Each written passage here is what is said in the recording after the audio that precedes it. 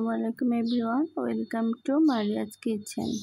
আজকে আমি তৈরি করে দেখাবো কাঁকরোল ভর্তা।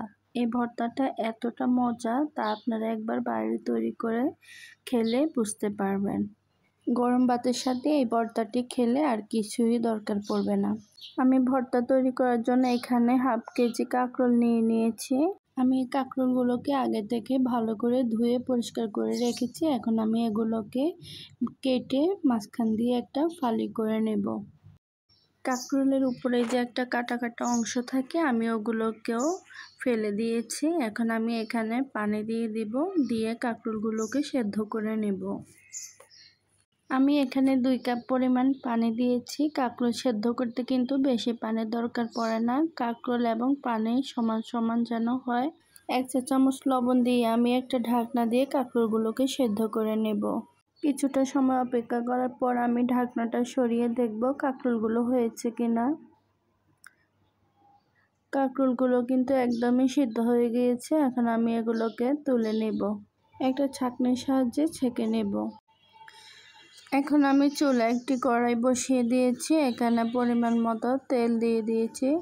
এখন আমি এখানে হাফ কাপ পরিমাণ পেঁয়াজ কুচি দিয়ে দিব। এখন আমি কয়েকটা রসুনের কোয়া দিয়ে দিব। এরপর 5-6টা কাঁচামরিচ দিয়ে দিব।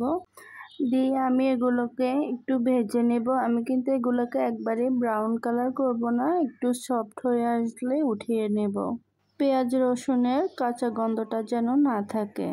পেঁয়াজগুলো ভাজা হয়ে গিয়েছে, আমি এখন এগুলোকে তুলে নিচ্ছি। আমি এখানে কয়েকটা শুকনো মরিচ দিয়ে দিচ্ছি, এগুলোকে আমি ভেজে নেব। মরিচগুলো ভাজা হয়ে গিয়েছে, এখন আমি এগুলোকে তুলে নিচ্ছি।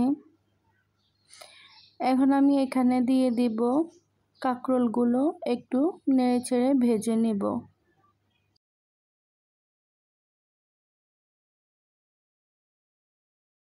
2 মিনিটের মতো আমি কাঁকরোলগুলোকে ভেজে নিয়েছি। এখন আমি এগুলোকে তুলে নিচ্ছি। এখন আমি কাঁকরোলগুলোকে হাত দিয়ে চটকে নেব।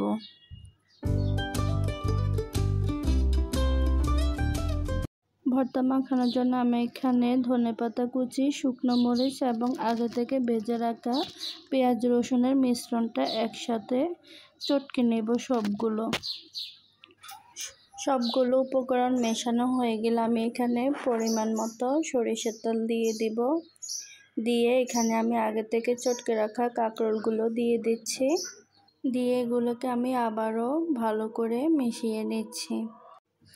এরই মধ্যে কিন্তু আমার ভর্তাটা রেডি হয়ে গিয়েছে। আর আজকের এই কাঁকরোল ভর্তার রেসিপিটি আপনাদের কেমন লেগেছে? যদি ভালো লেগে থাকে অবশ্যই আমার চ্যানেলটি সাবস্ক্রাইব করে রাখবেন আর আমাকে কমেন্ট করে জানাবেন।